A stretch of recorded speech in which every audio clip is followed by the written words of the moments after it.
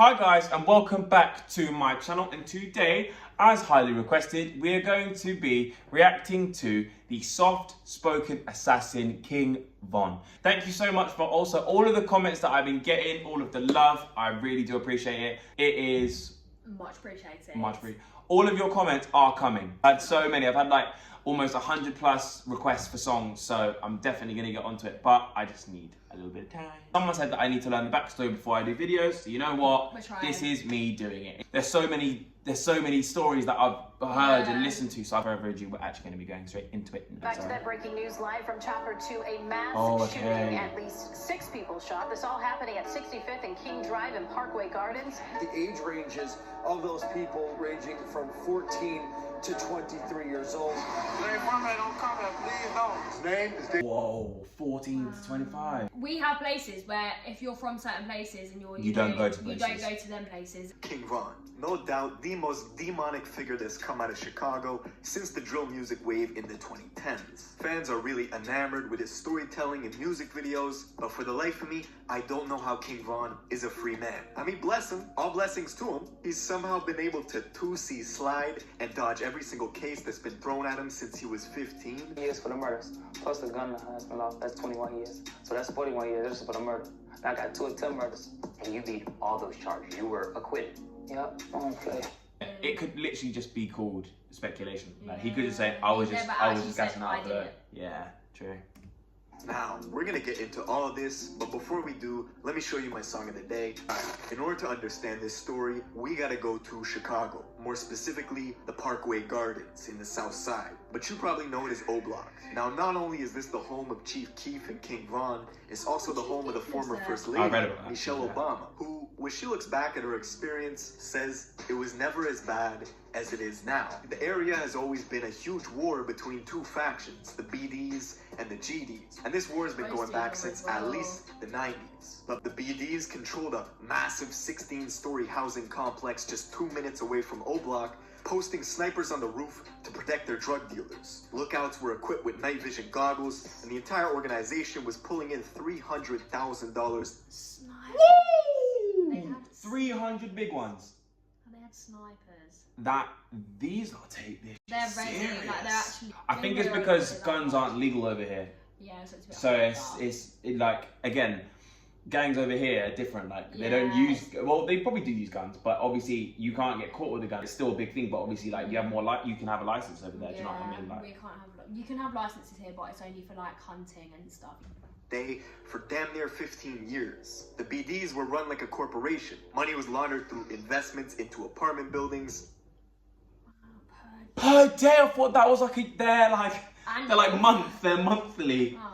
Record label called MOB, a car wash, and a nightclub in Atlanta. But the leadership was taken out in 2004 with a massive police raid. Their headquarters was permanently closed and eventually demolished. 50 people were charged. Whole leadership gone. All the BDs migrated to O-Block and created alliances with the sets around the area to go against their rival gang, the GDs. It's basically just kids running around with a profound hatred for each other, trying to blow each other's heads off. And Chief Keef, Rondo, Lil Reese, Lil Durk, and most of the people who saw success during the height of the drill scene were all black disciples. The gangster disciples had very little representation in mainstream music. Their most notable figures were FBG Duck, Lil J, Lil Jojo. So the fact that Chief Keef and O-Block were able to control the airwaves and the popular sound made it so they could put super disrespectful lyrics towards the gangster disciples in their songs. Do you know what's crazy? I say this all the time. Back in the day, people like Elvis Presley were like at the top. I don't know, like just people like that. Nowadays, it's literally gangsters at the top, like of music. Like, isn't that crazy? It's crazy. It would become mainstream. The best example is Tuka.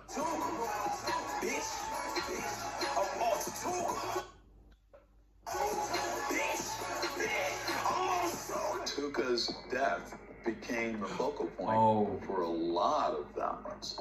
This young man actually in his coffin, and this image has also been defiled. See, Tuka was a deceased 15-year-old boy that Chief Keef and Durk would constantly mock in their songs. And the lyric became so popular, you had rappers like Lil Pump who had nothing to do with the situation. He's from Miami. You had Young M.A., who's from New York, and even NLE Choppa, who's from Memphis. They would use Tuka in their songs. Lil Pump. Did he use the smoking Tuka line? To this day, he probably think that everything all groovy.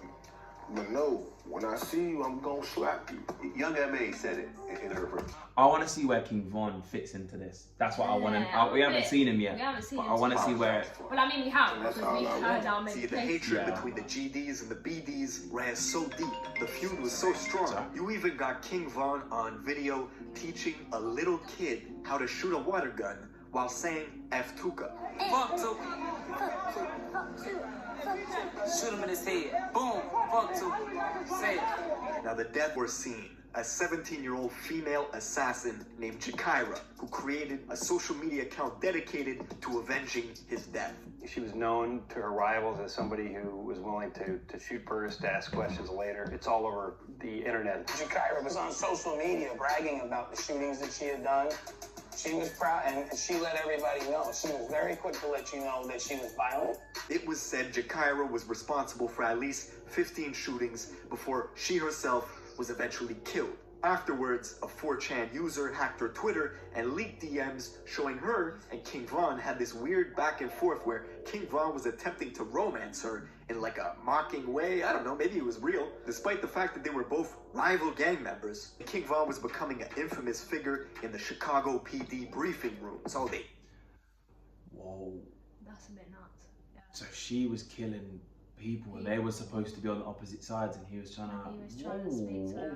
Yeah, but do you know what? I don't always believe what the media says, so I'm not a bit like, yeah. okay. Thank you lot for actually like recommending this for me because this is actually really insightful. Like, Von and one of his friends were at a crowded house party when a rival GD named Malcolm Stuckey was in the corner mean mugging them. Von and then took offense, immediately left the party, came back 45 minutes later, shooting at the kid Stuckey, who was outside, along with 2 other people who tried to run. Stuckey was killed, the 2 others were wounded, and King Von and his friend were snatched up by police a couple days later. The trial finally started. It lasted a grand total of 5 days. Witnesses couldn't be located, while his friend confessed to doing the shooting. So, Von beat the case, went home, and his friend got 28 years. It's gonna go down. Woo! Sudden, an AK-47 pistol, aka a Draco, was whipped out and started spraying into the crowd. Dozens of shots rang off, and Wooski was shot. Now he survived, and King Von was not responsible for this, but that does not stop him from mocking him every chance he gets on Instagram Live, whereas now Von is in Atlanta making crazy music videos with dope storylines, and his channel's got 150 million views in 11 months. Like, this man posted an Insta story just trying to promote his new music video, and people were reading into how many skulls he put in his caption, like 7 skulls? That's 7 bodies. King Von has 7 bodies. It even got to the point where King Von went live on Instagram himself and said, listen, if the internet was right about the bodies people had, they would be in jail. So don't believe what anyone says. Very, very clever. Because those actually were his bodies. He hasn't confirmed it. Yeah, like, but I just think it's crazy. Wow, I didn't know it went this deep. Like, I didn't know it went this deep. I'm not gonna lie. I'll be honest, I hope that's true. Bless him. All I know is, listen, in Chicago, the clubs close at like 12, right? It doesn't go past 12 because of the violence. And I know that King Von can't go to Canada to do shows. He can't go to overseas to do shows. Yeah, I think it's sad because the amount of music that they produce and the amount of music that, like, again, like, King Von, it's sad because he had such potential. Like they said, in 11 months, he had almost 150 million views. Imagine what he could do now. Like, imagine in 2 years, 3 years. Could that double? Could that triple? That's a lot of insight with the BDs and the GDs and obviously like O-Block and like seeing about how deep it goes. Because then when we listen to some of these other songs and other people's songs that are involved, we'll be able to actually understand what they're talking about. Thank you so much for people that have put this and keep constantly commenting and stuff like that. It really does mean a lot. But yeah, definitely gonna keep reacting to King Von. The music that he's put out is absolute fire. Like, thank you guys so much for watching this video. Please keep liking, sharing, subscribing, telling a friend to tell a friend. If I didn't say already, Chloe's channel is almost at 1,000 subscribers. Please keep subscribing to her. Please keep running up her subscribers and her comments and her likes, you know what I'm saying? But yeah, I've been your boy D and deuces.